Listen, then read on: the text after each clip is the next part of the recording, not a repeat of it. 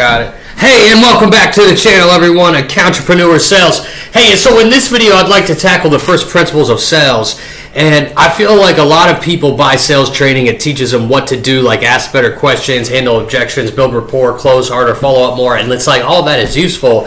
It's just incomplete. Imagine someone teaching you how to fly an airplane by telling you which buttons to press without explaining aerodynamics. You might eventually get off the ground, but you'll never truly understand flying. And sales is the same way. Today, we're not going to talk about scripts. We're going to talk about first principles. A first principle is a truth that cannot be broken down any farther. It's the foundation upon which everything is built, right? You have to just realize everything and everyone uses some type of design. They follow principles. They follow a system. They follow structure, right? Today, we're going to use it to understand why people buy. Because once you understand why, you'll never need to memorize those silly scripts that people give you at your companies, right? But if you work for me, you better use a script, okay? Hey, that's because those scripts suck. Mine are good. All right, so let's drop down to Module 1. I want you to write this down. These are first principles in sales that everyone should know, the foundation, and that sales is behavior change. Write that down. Sales is behavior change. Sales isn't communication. It isn't persuasion. It isn't influence. Those are merely tools. At its core, sale is behavior change, okay? That's all we're doing. We're changing behavior. You're asking someone to move from where they are today to where they've never been before. That requires abandoning certainty, all right? Human beings naturally resist uncertainty. Our ancestors survived because they avoided unnecessary risk. Well, that instinct still exists today. It's the same mammalian brain. All brains are the same, just with different personalities. So when prospects hesitate, they're usually not resisting your product, they're resisting change. And your job isn't to push harder, your job is to reduce the psychological cost of changing. So ask yourself on every call, what uncertainty still exists? Remove uncertainty, behavior changes, right? It's that simple to me. And clarity closes deals. The more uncertain that they are, the more confusion that lives amongst the deal. All right, let's go down to Module 2.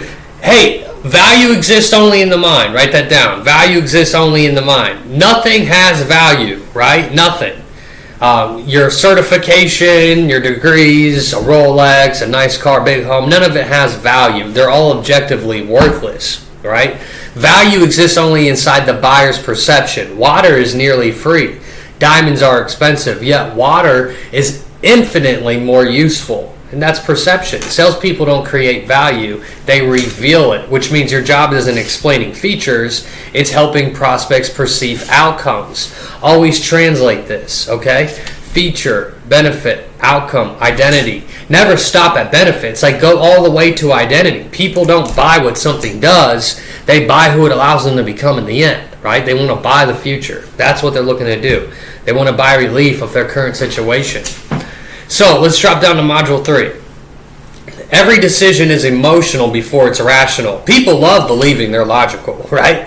Neuroscience tells a different story. Emotion assigns value, logic explains value. Someone buying accounting training isn't purchasing education.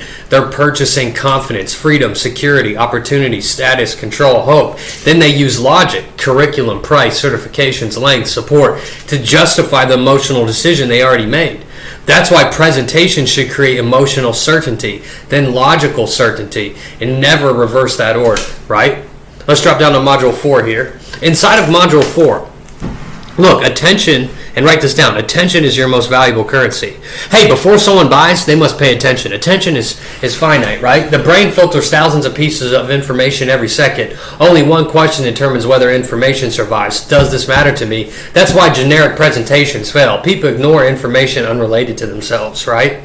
Elite salespeople make every sentence personally relevant. Instead of our program includes, say based on what you've told me, and the moment information becomes personal, attention increases, and where attention goes, decision follows, right?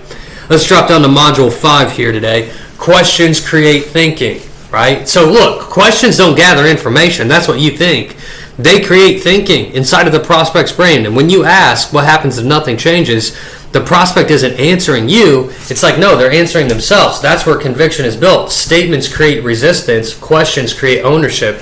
The greatest salespeople ask questions that make prospects discover truths instead of being basically told the truths. Selling and telling, selling and telling, selling and telling. And that's what you guys do constantly, right? Never rob someone of their own conclusion. Self-discovered ideas carry more weight than externally delivered advice. Write that down. Right? Hey, let's go to Module 6. Trust is prediction. Truth isn't about liking someone. Truth is the brain's prediction that another person will produce a favorable outcome. Every action either increases predictability or decreases it, right? You've got confidence, preparation, consistency, listening, honesty, expertise. These create predictability, right? Predictability will then create trust, and that trust will then reduce the perceived risk. Received risk, okay, accelerates, not received risk.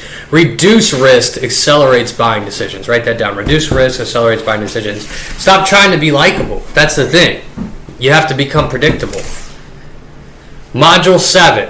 And what do I mean by that? Hey, build rapport, run the system, earn the money. Module 7. Pain alone doesn't move people. Okay, I don't know how else to say it. If pain created action, everyone would exercise, everyone would save money, everyone would leave their toxic relationships. Pain isn't enough. People move when the future becomes more emotionally compelling than the present. Your job isn't finding pain, it's creating contrast, right? Current reality, future possibility. The larger the contrast, the greater the motivation. Great salespeople don't magnify suffering, they magnify possibility, okay? Let's go down to Module 8. Every objection is missing certainty. Price isn't the objection. Lack of certainty is, okay? So time isn't the objection either. Lack of certainty. Spouse. Competition. Fear. You have to realize they're all certainty problems. People spend money, okay? People will spend the money when their certainty is high. They hesitate when certainty is low. So you have to stop asking yourself, how do I overcome this objection? And start asking, what certainty haven't I created yet? And everything will change in your tonality, the way you're asking questions, the way you're serving the prospect, right? Let's go to 9. Module number 9 here. People buy identities. No one buys a luxury watch because they need to know the time, right? They got a darn phone. No one buys a luxury car because economy doesn't exist, okay? Identity drives behavior every single time. Your prospect already has an internal story. I'm an entrepreneur, I'm a provider, I'm starting over, I'm building something. Your solution should fit into that identity. Better yet, help them evolve it. The strongest purchase, okay, listen, just remember this. The best purchase in the world happens when buying becomes consistent with who someone believes that they are and who they're trying to become. So if I can help this decision in terms of using my service or purchasing my product, and the outcome of using this is going to get them to become the person that they want to come or desire to become, or the person that they already believe that they are, then making a purchase and going my route only makes it easier. All right, let's go to Module 10. Momentum creates commitment. Closing doesn't happen at the end. It happens through momentum, okay? Every agreement matters. Every yes matters. Every emotional commitment matters. Every recap matters. A close isn't convincing. It's the natural conclusion of basically a dozen small agreements accumulated throughout the conversation or conversations. Momentum is simply trust compounded. Boom, boom, boom, boom. You get to the sale. Module 11, follow-up is memory management. Prospects don't always say no. You have to realize sometimes they just simply forget. Life interrupts, children, business, stress, other priorities. Your follow-up isn't reminding them about your product. It's reactivating the emotional state they experienced during your conversation. Okay? Great follow-up reconnects people with the future they imagine. That's why generic follow-up, it sucks, it fails, it doesn't work. But context wins. Always reconnect their reasons, never yours.